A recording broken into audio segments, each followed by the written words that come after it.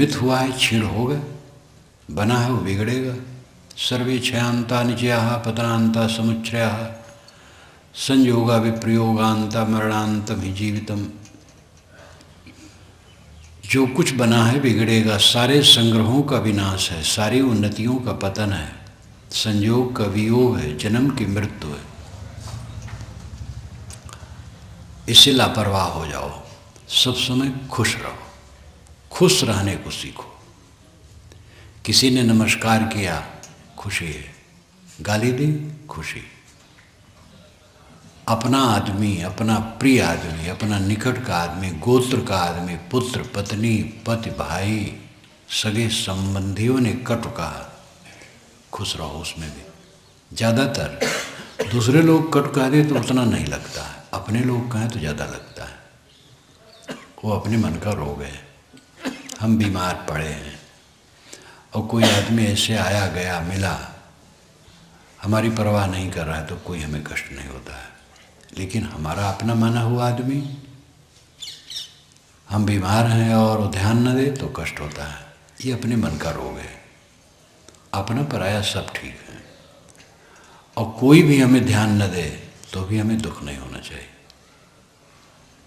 अपने मन को भौतिक धरातल से ऊपर उठाओ अगर सुखी होना चाहो तो, और भौतिक वस्तुओं मन को डुबाओगे कभी सुखी नहीं होगे। जितना धन आपके पास है इसका अरबों गुना बढ़ जाए तो भी सुखी नहीं होगे। अरबों गुना बढ़ जाएगा तो और दुखी हो जाओगे। उसमें दिमाग लगेगा सुरक्षित कैसे रहे, कैसे खर्च हो। धन कमाने में परिश्रम है, सुरक्षा में परिश्रम है, और खर्च करने में परिश्रम है। बड़ा कष्ट होता है, खर्च करने में मन नहीं होता है। तो धन बहुत बढ़ जाएगा तो दिमाग और खराब हो जाएगा। बहुत धनियों का दिमाग खराब हो जाता है, वो अच्छा उपयोग नहीं जानते। कुछ लोग हैं जो उपयोग करते हैं, सही उपयोग करते हैं, जन सेवा में लगाते हैं, ऐसा कुछ करते हैं जिसमें बहुतों का हित होता है। ये कारखाने जो लगते हैं बहुतों का हित होता है, और उसमें शोषण बुद्धि होती है, वो गलत है। शोषण बुद्धि ना हो, कारखाना चले, अपना खाओ जियो, और जो काम करने वाले हैं धन के वे मुख्य अधिकारी हैं। कहीं भी मेहनत कश धन के मुख्य अधिकारी हैं, उनको उचित वेतन दो और प्रेम से जियो, और प्रेम से दूसरों के साथ सहयोग करो। धन विद्या और कुछ बढ़ जाए तो सुखी हो जाओगे, भ्रम छोड़ दो। सुखी होने का तरीका तो स्पेशल है। अपना मन प्रसन्न रखो सब समय, न हानि न लाभ, न सुख न दुख, न संयोग न वियोग, न प्रिय न अप्रिय। ये सब तमाशा है। ये तमाशा देखते देखते खत्म हो जाता है। रंगमंच पर नाटकी नाटक करता है, राजा और चपरासी बनता है, साधु और दुष्ट बनता है, लेकिन अंदर से जानता है मैं सब कुछ नहीं। नाटक करता है और रंगमंच से उतरा, बस वो नाटकी नहीं है। हम लोग इस दुनिया में के रंगमंच पर आए हैं अपना नाटक करने के लिए। कुशलता से नाटक करो, कर्तव्य अदा करो, अपना विवेक पूर्वक कर्तव्य अदा करो। सबका अपना कर्तव्य है। पिता पुत्र का कर्तव्य है, पति पत्नी का कर्तव्य है, भाई भाई का कर्तव्य है। क्योंकि जीवन चलता है, कर्तव्यों से चलता है।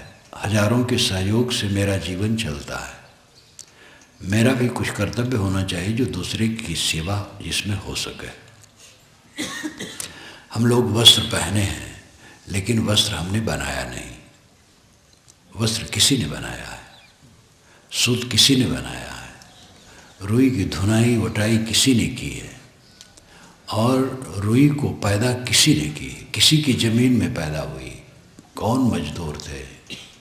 एक कपड़े को ले लो तो उसके पीछे सैकड़ों सैकड़ों हाथ लगे हैं। एक सुई ले लो, सुई बहुत पतली और छोटी और कम दाम की, लेकिन वो जब तक किसी कारखाने में लोहा नहीं बनेगा सुई नहीं होगी। भिलाई कारखाना, लोहा बनता है, बहुत दूर में कारखाना है, बहुत गांव उजड़े हैं और बहुत दूर से पत्थर आते हैं गलने के लिए, घर घर घर घर चलता रहता है। वहाँ जा कर के देखो तो मालूम होता प्रलय होने वाला है, ऐसा घर घर आता है। और छन करके लोहा शुद्ध हो करके जब उसकी धारा गिरती है सोने जैसी चमकती हुई और नाली में ऊपर से बहती हुई नीचे आती है, कितने लोग काम करते हैं, उसी में से तब सुई बनती है। हम ग्रंथ पढ़ते हैं, कितने ग्रंथ पढ़ डाले, कितनी पुस्तकें पढ़ डाले हैं, किसने लिखा है, किसने छापा है, कागज़ किसने बनाया है, स्याही किसने बनाई है, मशीन किसने बनाई है। इतने में आप सोच लीजिए जीवन का हमारा जो आध्यात्मिक और भौतिक पक्ष है, दोनों की उन्नतियों में लाखों लाखों लोगों के हाथ लगे हैं। सूरज करोड़ों किलोमीटर दूर पर है लेकिन ऊर्जा देता है तो हम जी रहे हैं। सूरज ठंडा हो जाए तो कुछ मिनट में धरती पूरी निर्जीव हो जाएगी। जड़ प्रकृति और चैतन्य दोनों का सहयोग है हमारे आध्यात्मिक आधिभौतिक कल्याण में। पूरे सृष्टि का उपयोग हो रहा है, पूरी सृष्टि से सेवा हो रही है। इसलिए हमारा फर्ज होता है कि हम भी कुछ सेवा करें।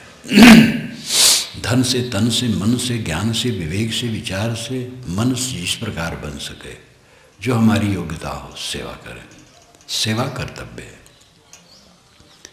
और इसलिए सहयोग की भावना की जरूरत है। हम किसी की टांग पकड़ के न खींचें, सहयोग करें। न सहयोग कर सकें तो बाधा न करें, ये ध्यान दें। अगर हम बाधा करेंगे तो हमारा कल्याण नहीं होगा। अगर हम किसी की उन्नति को देख के जलेंगे तो हमें शांति नहीं मिलेगी। हमें दूसरे की उन्नति में खुश होना चाहिए। सहयोग अगर बन सके तो करना चाहिए, नहीं सहयोग बन सकता है तो खुश होना चाहिए। इस प्रकार के जब हमारा चित्त होगा तो निर्मल होगा। हम जहाँ रहें अपने कर्तव्य पर ध्यान रखें और अंतिम कल्याण का काम कर्तव्य समझें। हमारा अंतिम कल्याण निर्द्वंद मन, शीतल मन होना है। अच्छा कर्तव्य करेंगे तो हमारी मानसिक भूमिका निर्मल रहेगी। आप सब बैठे यहाँ लोग किसान हैं, गांव के आदमी हैं, जानते हैं। मेरा शरीर भी किसान यहाँ जन्मा है, मैं भी जानता हूँ खेती करना। जमीन पहले खूब बना करके तब बीज डाला जाता है। गुड़ाई, जुताई, खाद पानी डालना और समय देखना, ऋतु आने पर तब बीज डाला जाता है। और बीज डालने के बाद भी सेवा करनी पड़ती है, तब अन्न होता है। अंतःकरण हमारा खेत है। अध्यात्म का बीज ऐसे नहीं फलता फूलता है जब इसकी कमाई की जाए। कमाई है पवित्र व्यवहार। घर साफ नहीं, आंगन साफ नहीं, शरीर साफ नहीं, कपड़ा वस्त्र साफ नहीं, बर्तन साफ नहीं, दांत साफ नहीं,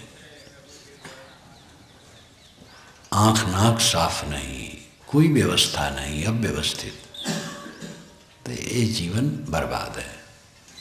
व्यवस्थित जीवन जियो, सब तरफ स्वच्छता। दांत आपके मोती के समान चमकने चाहिए। इसलिए तमाकू पान बिल्कुल न खाओ। पान बेकार की चीज़, मुंह को खराब करता है। कोई नशा का सेवन न करो। शराब कभी छुओ मत। अंडा मांस मछली से दूर रहो। पराई स्त्री पर कुदृष्टि न करो।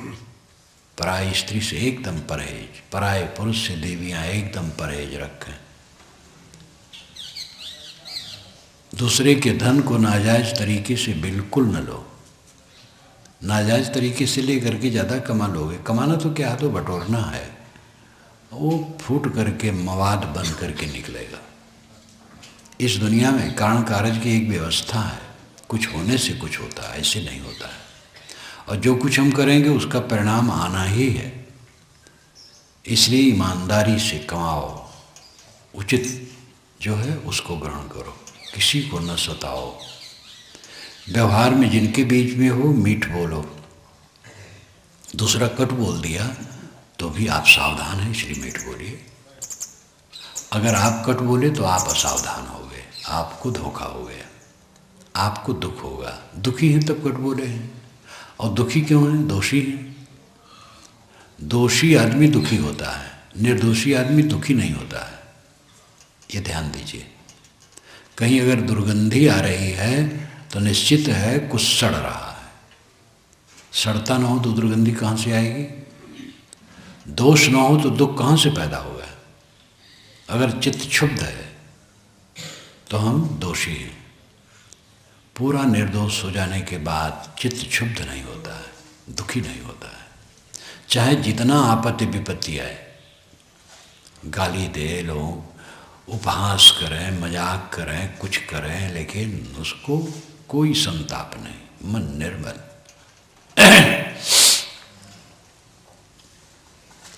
ऐसी कहानी भी आती है और कहते हैं सच है, मैंने लिखा है लाओ त्से में।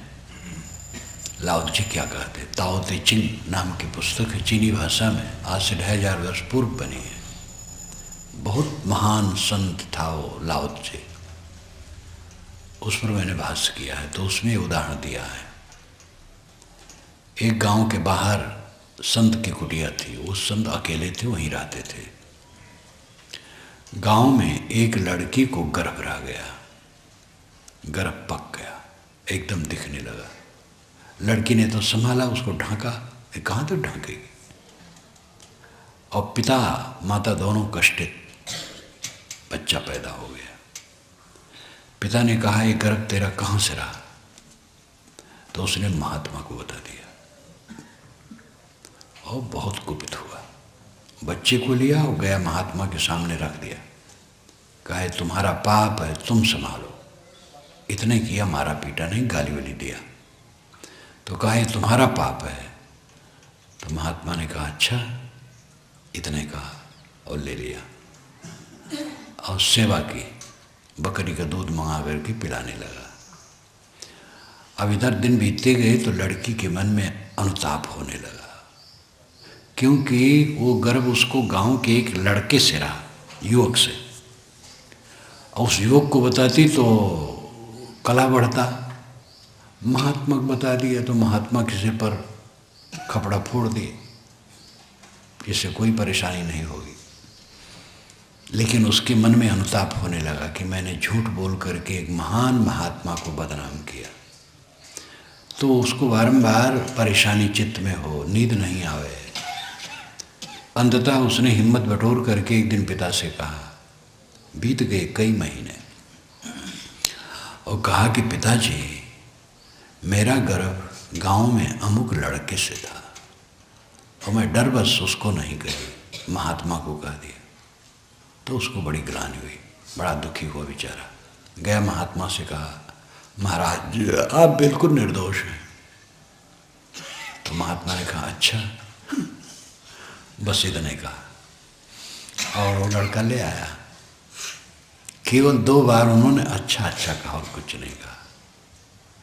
लोग कहते हैं घटना है, हो सकती है घटना हो, लेकिन प्रेरणाप्रद है। न घटना हो, बात समझाने के लिए हो तो भी प्रेरणाप्रद है, और घटना भी हो सकती है। कुछ भी प्रतिवाद उन्होंने नहीं किया। अवंत में तो चमकता है, बादल में अगर सूरज छिप जाता है तो वैसे नहीं रहता है, बादल हट जाता है, सूरज चमकने लगता है।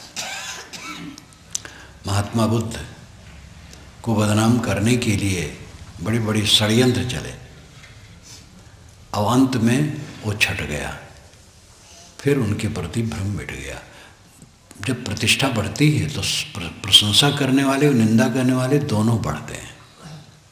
अगर 100 प्रशंसा करने वाले हैं तो कुछ निंदा करने वाले भी रहते हैं।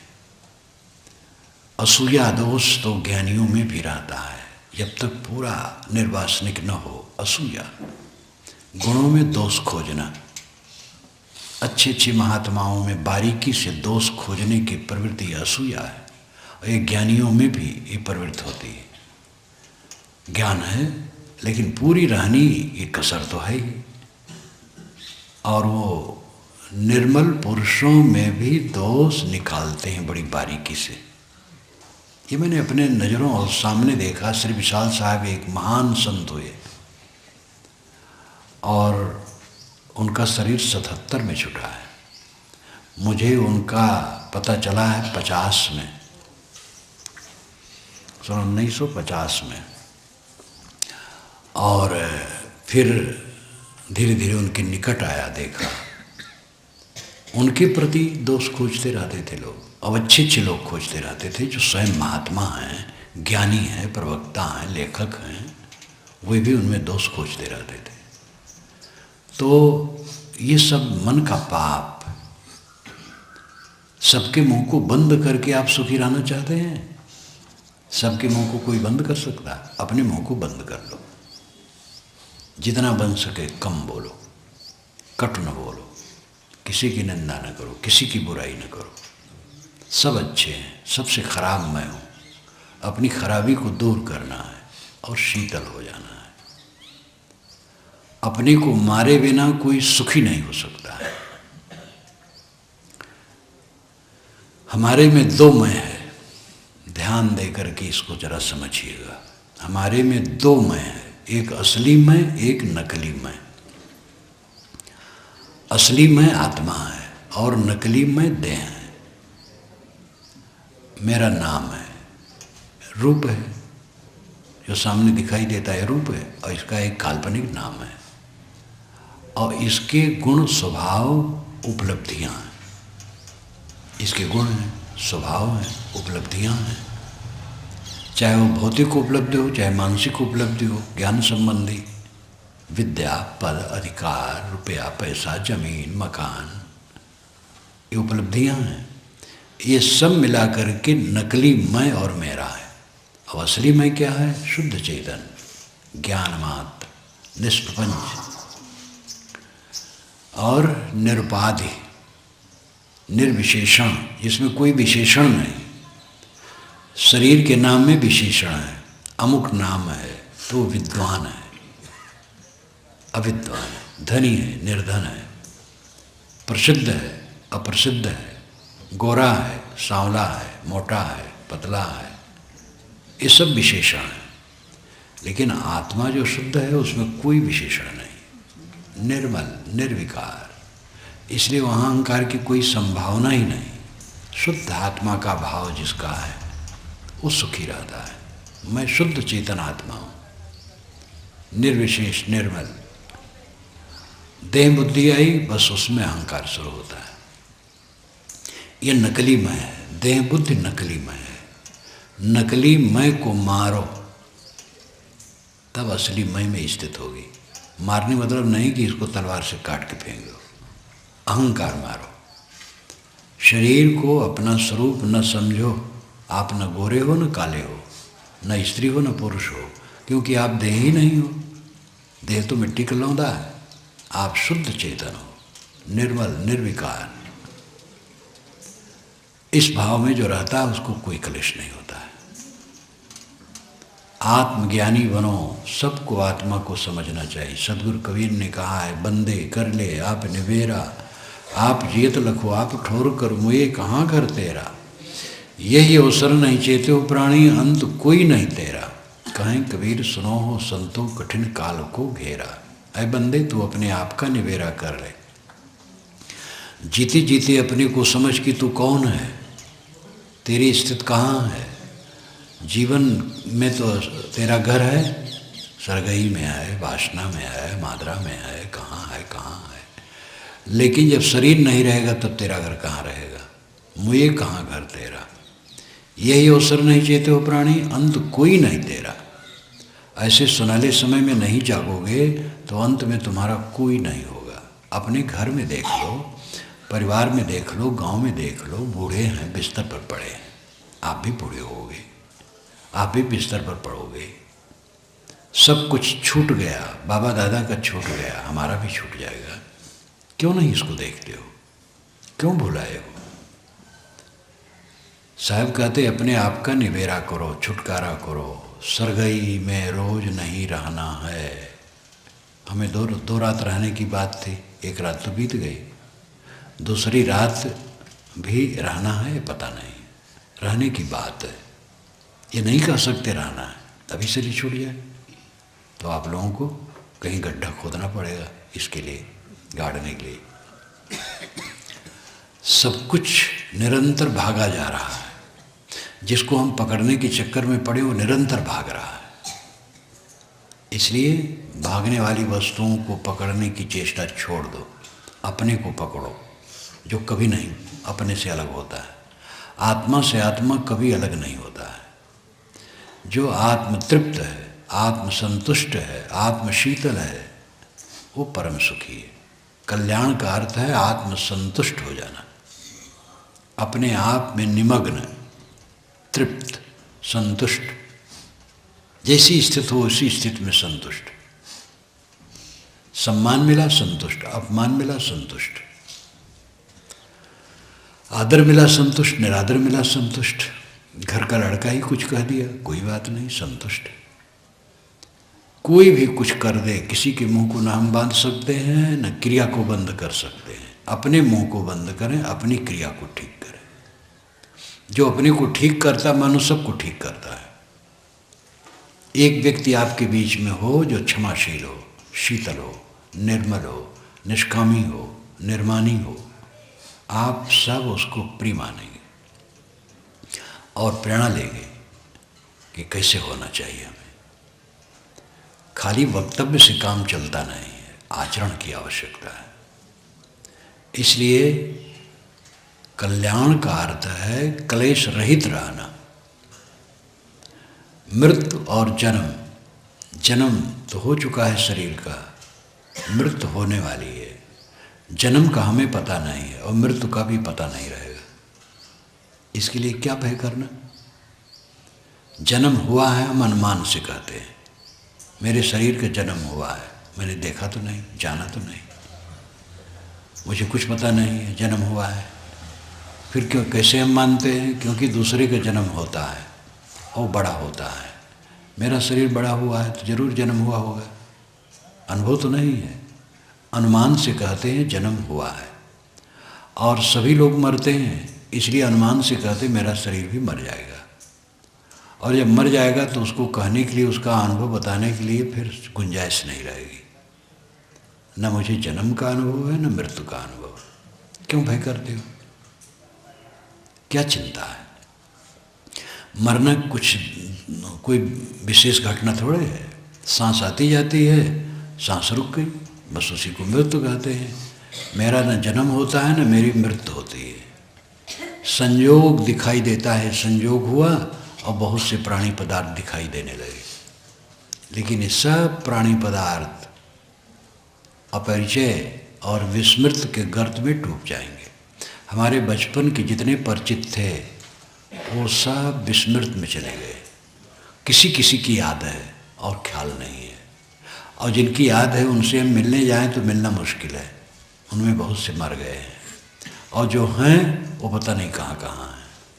आज जो परिचित होते हैं ये भी अपरिचित हो जाएंगे, ये सब विस्मृत हो जाएंगे। दिल में जो दिल बन के धड़ के गए तो न देखा जरा मुड़ के। जो दिल में दिल बन कर के धड़कते थे, जब वो गए तो मुड़ के देख न सके। प्यारे से प्यारे हमारे साथ रहने वाले नहीं हैं। इन बातों को समझो।